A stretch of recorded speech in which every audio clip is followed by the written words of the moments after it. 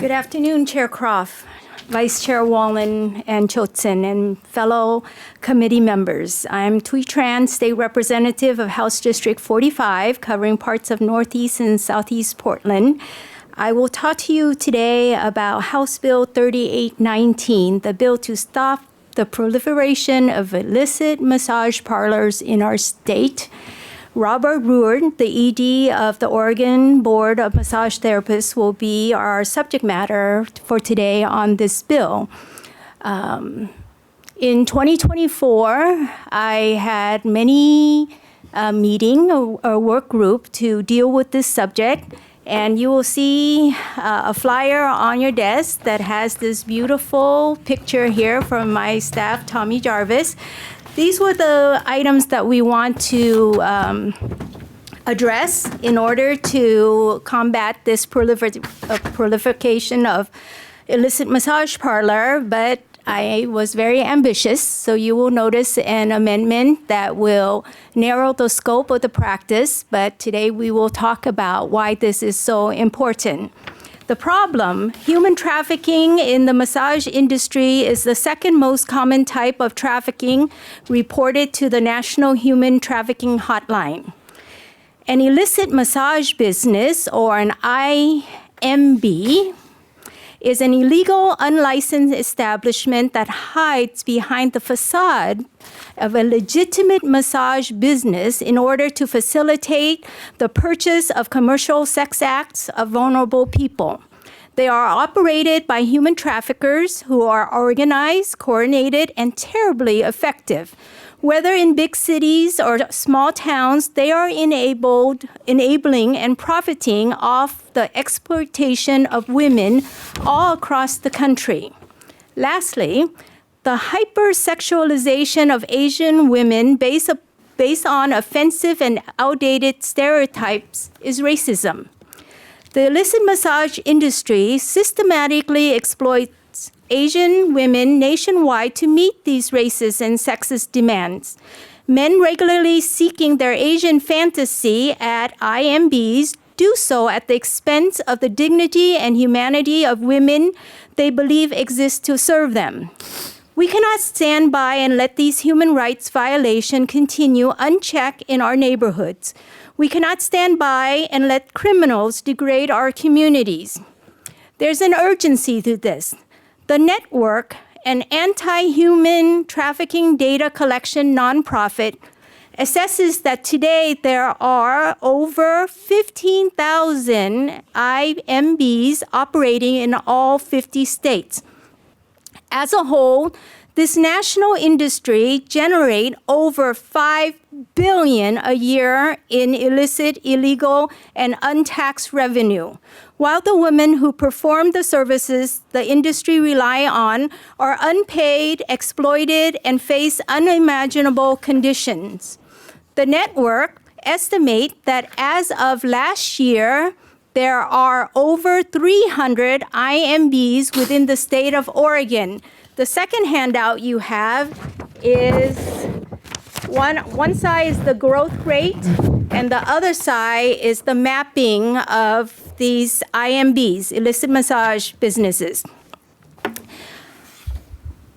And this represents an increase of 477% since they began tracking this in 2019, and a 36% increase just over the last year. What HB 3819 does, these concepts are a four-pronged approach to the ongoing fight against human and labor trafficking in illicit massage industry. First, by increasing the potential maximum civil penalty from $1,000 to $5,000, we are attempting to cut into the large profit margins these facilities are making in a multi-billion-dollar illegal enterprise at the expense of victims being preyed upon by traffickers. Second, by increasing criminal penalties for operating a massage business without a license, we hope the higher risk of operating illegally will deter individuals and criminal organization from establishing these businesses in Oregon. The third prong is public safety. Currently, the Oregon Board of Massage Therapy is powerless to close the suspected IBM down. There are no rules or laws that authorize the board to close any IBM facilities.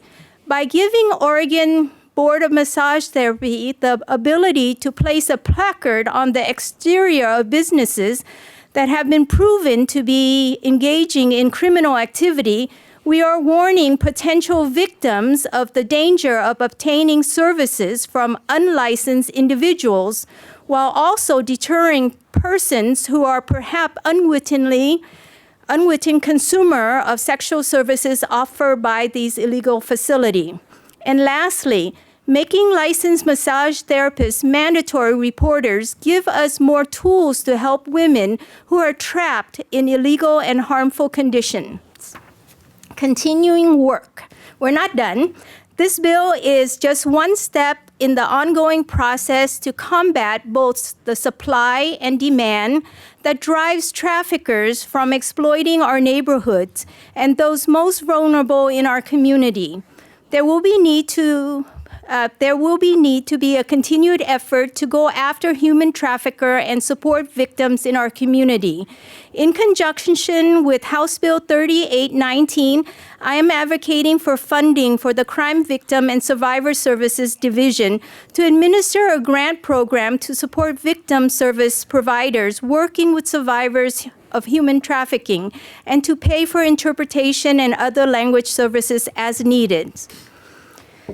It is imperative to not only shut down these illicit, illegal facilities, but to also support the women who survived these horrific conditions and frequently don't have family or networks to turn to once we're able to extract them. Furthermore, it must be noted that according to the executive director of the National Federation of State Massage Therapy Boards, the Oregon Board of Massage Therapist staff are highly regarded at the national level and participated on the National Task Force to develop a toolkit for other states to use to address the issue of illicit massage establishments.